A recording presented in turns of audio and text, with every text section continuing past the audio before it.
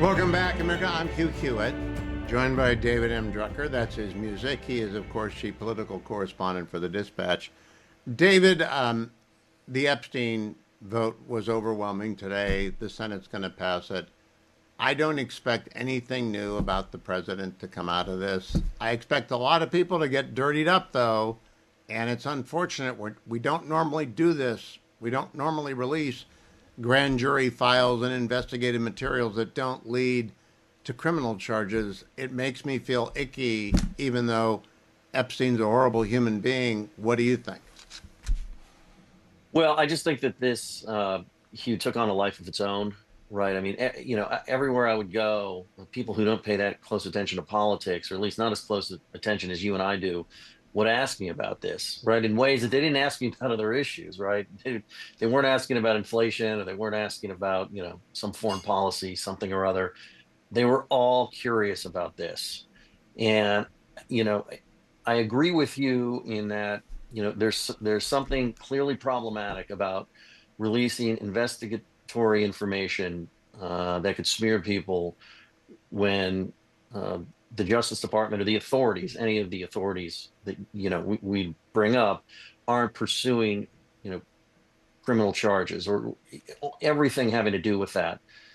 But two things happened. One is that President Trump ran on exposing the Epstein files, and he and his supporters have been talking about this for years.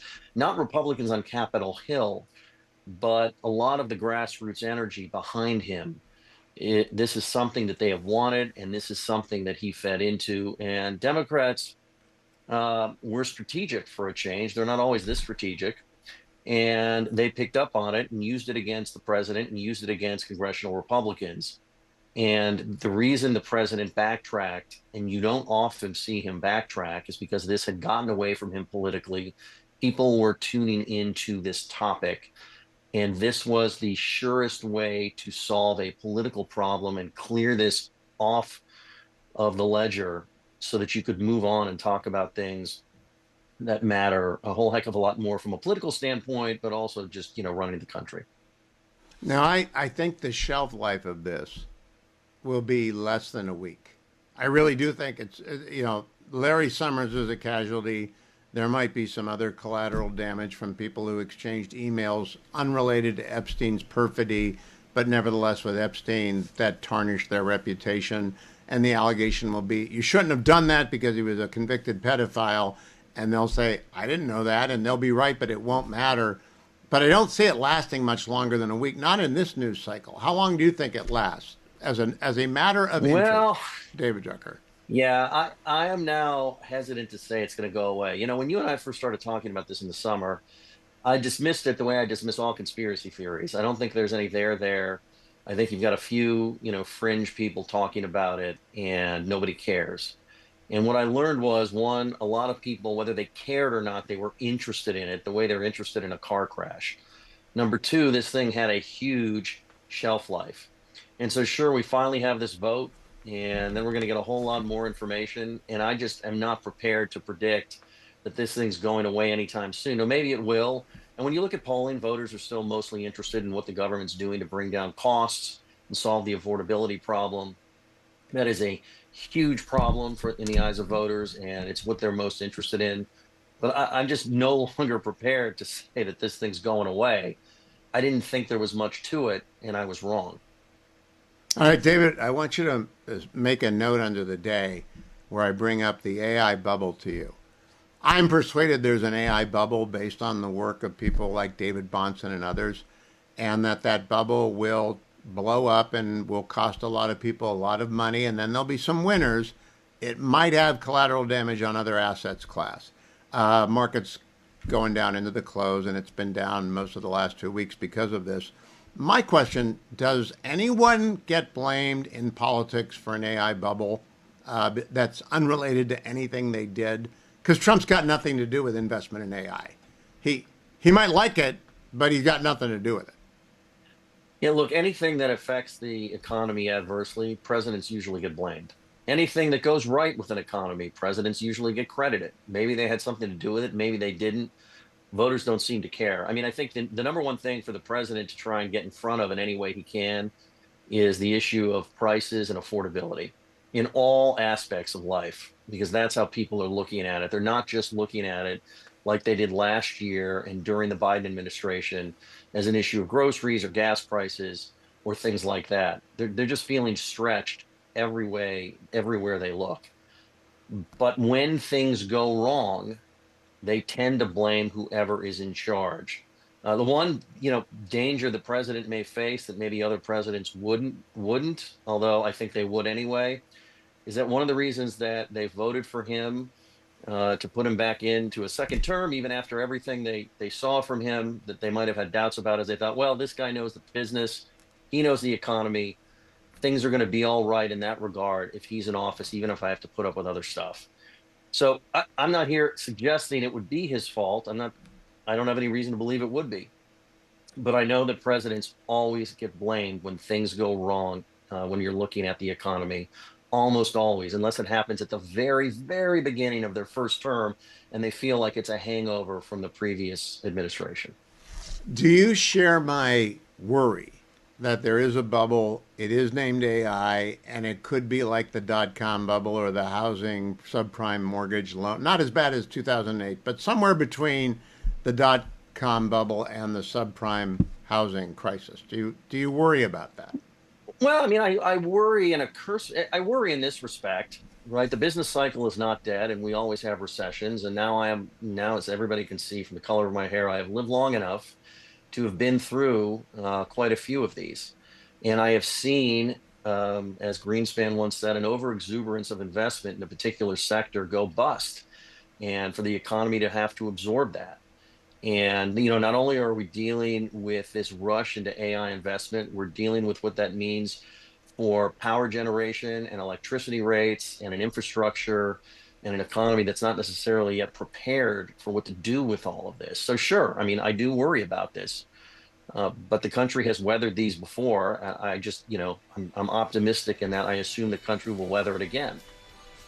Oh, I have no worry about the country. I have a worry about the Republican Party being the ones in power when a correlation is not causation, and when the event correlates, an AI bubble pops. If you're holding the reins of power, you get blamed, and I think I heard you agree with me. But I'll listen to the tape again, and you can watch it over at my YouTube channel, David M. Drucker on X.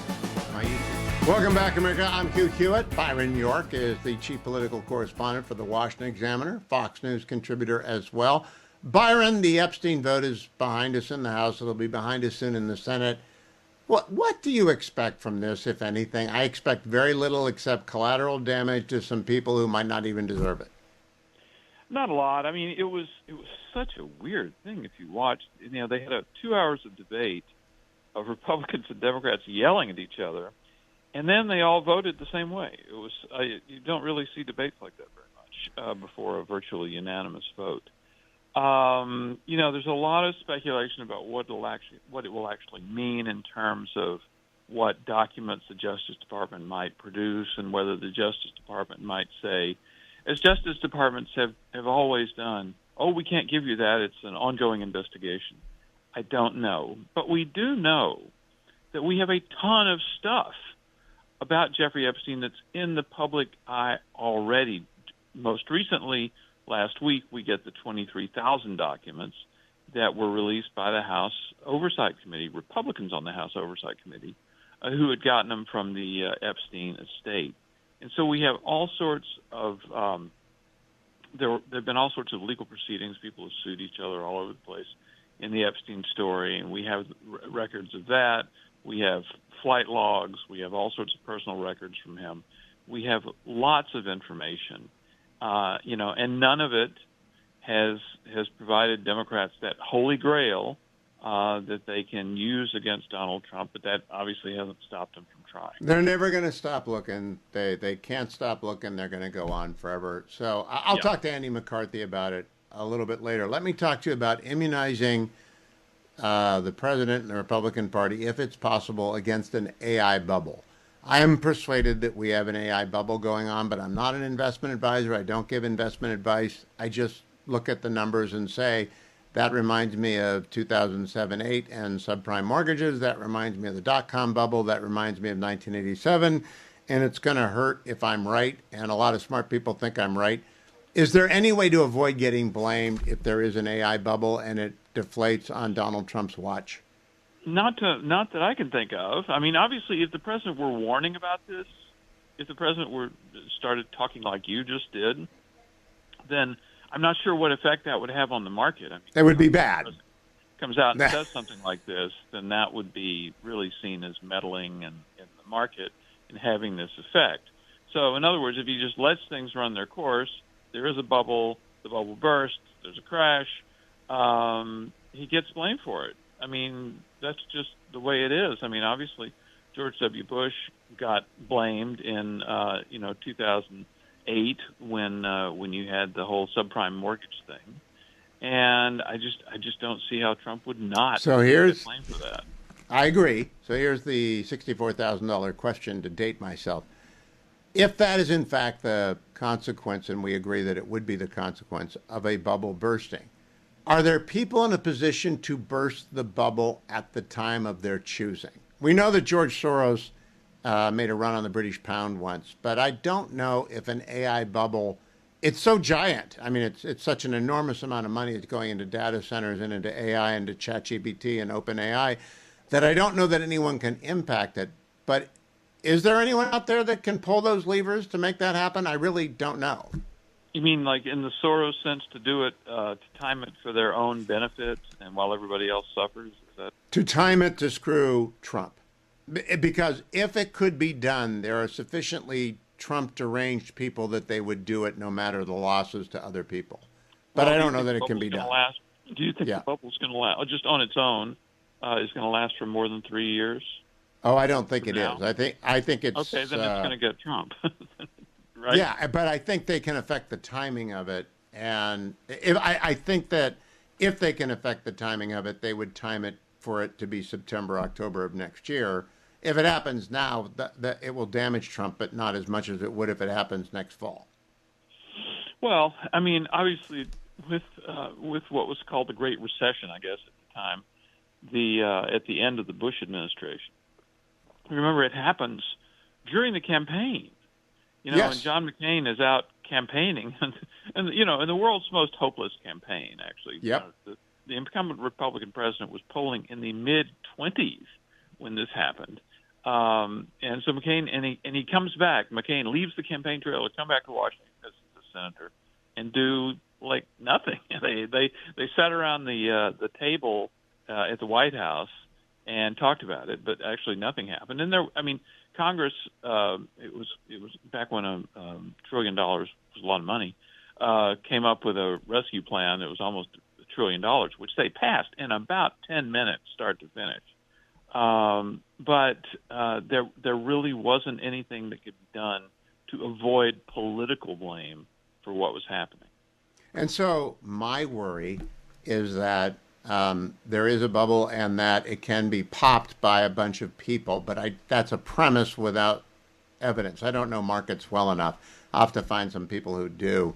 Whether or not there are sufficient capital flows at the command of small enough groups of people that a Soros or the guy in Switzerland who puts all the money into the American election, if anyone can actually make it crater. What's that guy's name? You know what I'm talking about. Yeah, I do. I should know it, yes. Yeah, I can't remember his name. So I worry about that sort of thing, given that people hate Trump so much, they would be willing to inflict damage. I'll put it this way. Do you think people hate Trump so much that they would damage the economy intentionally just to hurt him?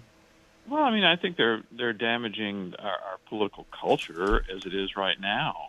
I do think that you could pretty easily say that Epstein is the new Russia, and they were willing to put the country through what they put it through in 2017 and 2018, talking about how the new president was a Russian agent, and absolutely cripple his presidency for the first couple of years, after which they could get on with impeaching him. So there was absolutely no hesitation to do something like that. So obviously, I don't think they're going to say, "Hey, I can push this button and crash the economy. But if it does go down, of course it will be used against Trump. Now that is a worry for me, because the correlation is not causation, but I know what the media will do to him if that happens on his watch. They'll blame him.